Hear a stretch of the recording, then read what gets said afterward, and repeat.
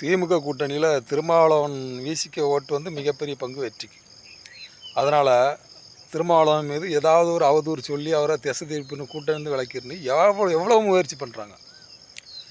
அதனால தான் என்ன சொல்கிறாங்க, விஜய் வந்து சிறுபான்மை ஓட்டை பிரிப்பாங்க, தலித் ஓட்டை பிரிப்பாங்கிறதும் இது ஒரு வதந்தி தான். இது பிஜேபி இருக்குல்ல, பிஜேபி போட்ட குண்டு. சங்கிகளும் அதையே பேசுவாங்க, பிஜேபி அதையே இதுட்டு தொலைக்காட்சி விவாதம் சரி, அவங்க பேட்டி எல்லா விஷயத்திலும் அதையே சொல்லுவாங்க.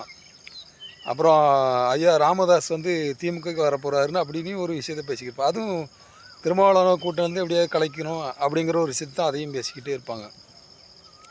அவர் வந்து ஸ்டாலினை ஒரு உடல்நலம் விசாரித்து பார்த்துருக்காரு, அதையும் அந்த அரசியலில் கொண்டு பூத்துக்கிட்டு இருப்பாங்க. திருமாவளவன் வேங்க கலைகள் போனாரான்னு ஒரு அவதூறு போனால் அவர் அங்கே போனார், அந்த மக்களுக்கு போராடினார், அதையும் பேச மாட்டானுங்க. இப்படி ஒவ்வொரு விஷயத்தா திருமாவளவன் மேலே திசை திருப்பிட்டு இருப்பானுங்க. இப்போ கவினை வச்சு திசை திருப்புறானுங்க. அஜித்குமாருக்கு அஜித்குமார் வீட்டுக்கு போய் கோரிக்கை வச்சது அவர் தானடா, லூசு பயல்களா. ஆணவ கொலைக்கு ரொம்ப நாளாக அவர் தானே போராடிக்கிட்டு இருக்காரு. அதுக்கு தனி சட்டை ஆகிட்டுனா அவர் தான் வீசிக்க தான் போராடிக்கிட்டு. அது போராடாத கட்சிக்காரனை பற்றி நீ பேச மாட்டேங்கிறியா?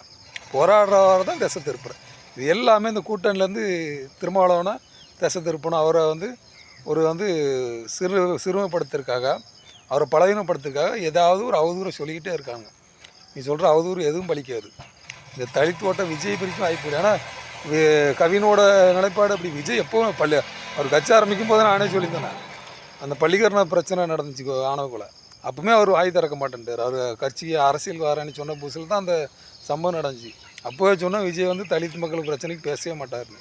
தொடர்ந்து நடந்துக்கிட்டே தான் இருக்குது. இந்த மாடு பிடிக்கிற இந்த காவல்துறைலாம் அடித்தாங்களா, அதை பற்றியும் அப்போவும் அந்த விஷயத்தை நான் சொல்லியிருந்தேன், விஜய் தலித் மக்களுக்கு பேச மாட்டார்னு.